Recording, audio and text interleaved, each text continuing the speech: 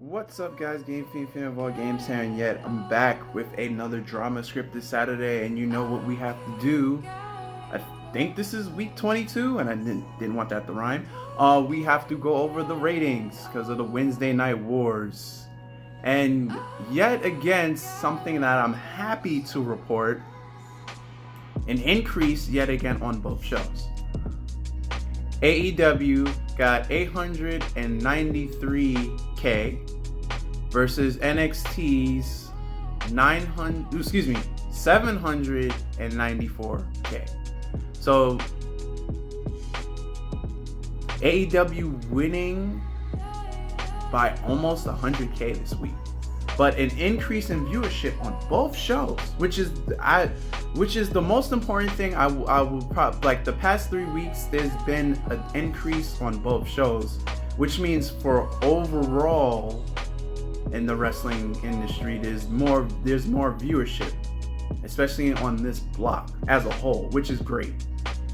Which is wonderful. People are watching wrestling, whether it be AEW or NXT. People are watching wrestling, and that's good. You always want that, whether you're a fan of ROH, New Japan Wrestling, you only watch WWE, which I know there's a lot of people out there that only watch WWE. You watch AEW, or you pay attention to the indies. Supporting the business in any way, shape, or form is good. It's good and all for this genre and weird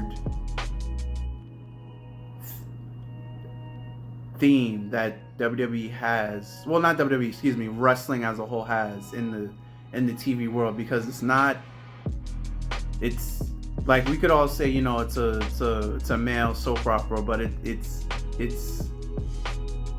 how can I put it? It's not an action series, and it's also not full-blown sports, but you do have to be an athlete to do some of these stunts in the ring. So it's like, it's in a weird genre. But viewership has overall increased on both shows. AEW wins again for the 8th straight week. 8 weeks in a row on week 22. Highlights from this week's AEW. So Matt Jackson guillotines the Spanish God, Sammy, at the end of the tag team battle royale to see who would be the tag team number 1 contenders for the tag team titles. That super kick spot was so well done. I thought Sammy died. I legit thought it was over. I thought they were going to have to carry him out, because if you go back and watch that kick, he fully kicks this man's head off. Fully kicks this man's head off. And then Matt goes on and throws out the remaining 2 people of the Battle Royale. So it's the Young Bucks versus Kenny Omega and Hangman for the tag titles at Revolution, which is this Saturday too. Coming around the corner. I think I guess that's next week's video. I gotta do my thoughts and predictions on Revolution. But as good as that spot was, Sammy ruins it, in my opinion, by coming out at the end of the show during the Jeff Cobb match with Jon Moxley as being perfectly fine and perfectly healed, like nothing happened. Still parading, jumping around with Chris Jericho like nothing happened. He's not holding his face. He's not holding his chin. There's no, ice packet or anything. He's like fully healed. So he's not selling the fact that his head got kicked off, which I have an issue with that. If Santana and Jon Moxley could sell a serious eye injury, Jon Moxley's been doing this for over a month now, I think you could sell a bruised jaw for 90 minutes. Like there was no sell on the fact that Matt just guillotined you at the start of the show. So he could have at least did something to show that he was still suffering from effects from getting his head kicked off. But moving on, let's see.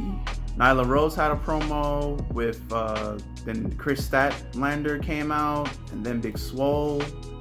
I'm surprised that Britt Baker didn't get involved, because I want to see Britt versus Chris for #1 contendership match. I think that's the way to go for Nyla Rose's title, and they only have one. Yeah, they only have one more Wednesday to build for that, because there's no match for that. Let me double check in the Revolution card right now. Yeah, there's no match for the AEW Women's title. Yeah, they need to. I think they need to do that. They need to do that #1 contendership match like literally next week. They have to. That's the only way. I highly doubt this would be their what? 4th pay-per-view? I think 4th.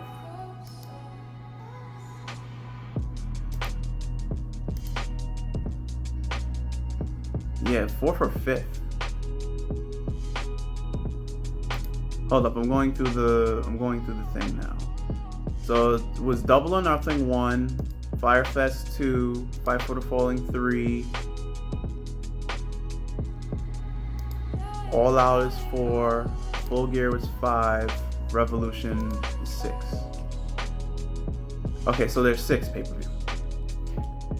And then after this, we're already back to the 1-year anniversary of Double or Nothing. So after this is Double or Nothing.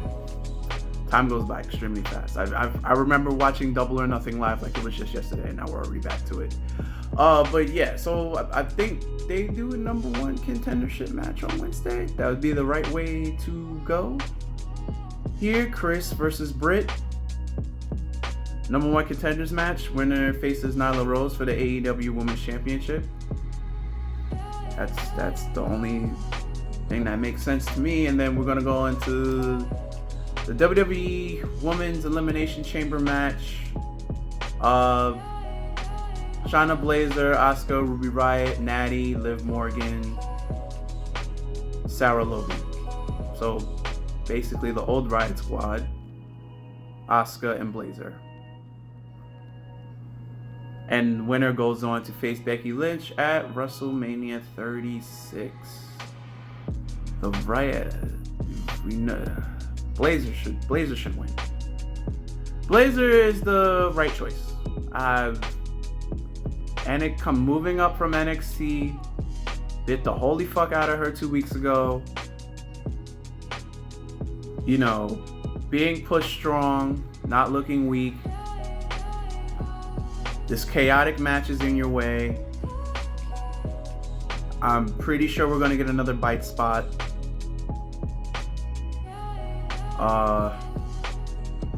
It'd be weird, but they're in like bulletproof plastic glass or some sort. So there'd be no way she would bite through her tube and get in. But that would be a little spot. They should get a Jaws spot. You know, Jaws from 007. There's a part in the movie where Jaws just bites through a metal pipe, and it's like it really shows like why he's nicknamed Jaws. Like I really think they should do like a spot with her, like have her bite like through the cage or some way, in some shape or form, or afterwards. That would be really cool. But that's just my fantasy booking, since we're officially, you know, letting her remove her mouth guard. But that would be good. But I think Baszler wins. I'm pretty sure this is probably going to be the best match on the card, at least for me. So I want to say the final 2 women is going to be Asuka and Baszler, but they might spice it up a little and maybe be Baszler and Natty. Everything else really doesn't seem believable. Like I want it to be Ruby Riott. I mean, I'm a big fan of Ruby Riott, especially as she came back from a shoulder injury. But I don't think they're gonna go that route.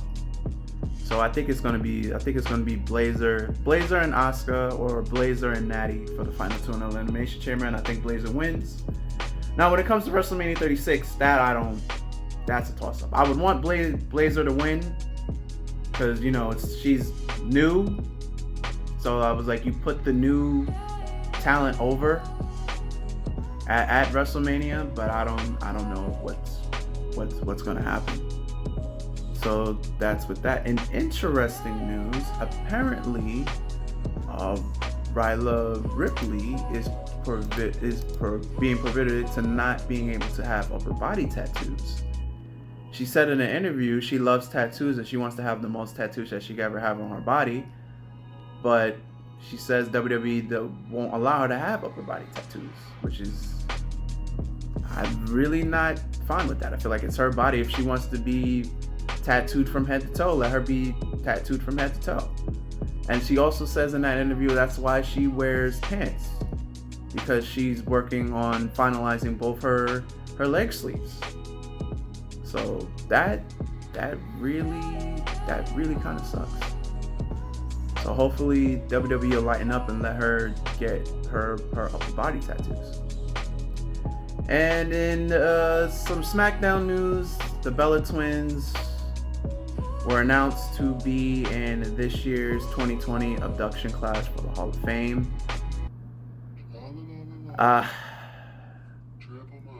thought this was a running joke, but if you do look at what the Bella Twins have done, it is credible enough that they get put into the Hall of Fame. Just because I'm not a fan of the Bella Twins doesn't mean the rest of the world aren't, and it doesn't mean that they're not deserving of being in the WWE Hall of Fame. So congrats on the Bella Twins for making it into the 2020 Hall of Fame addiction. I wonder who inducts them. It'd be funny if it was John Laurinaitis. That would be funny. And also, if you guys watched SmackDown, there's been like weird glitches that's been going on throughout the night. One guess is it may be Ali's return, because if you freeze frame it, it looks like the circle of dots that glows on Ali's glove when he comes out and does this.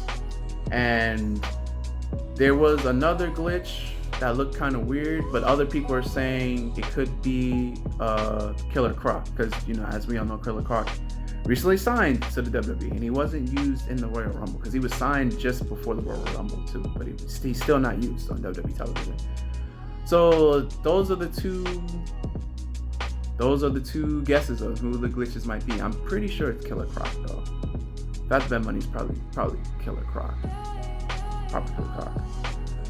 But that's going to wrap this up for this week's Drama Scripted Saturday. Remember, there'll be a Drama Scripted Saturday every Saturday. If you like what you have witnessed, please remember to rate, comment, and subscribe. And tune in till next Saturday when I give my predictions on Revolution. And until then, guys, I'm Game Featured All Games, and I'm out of here. Later, and peace.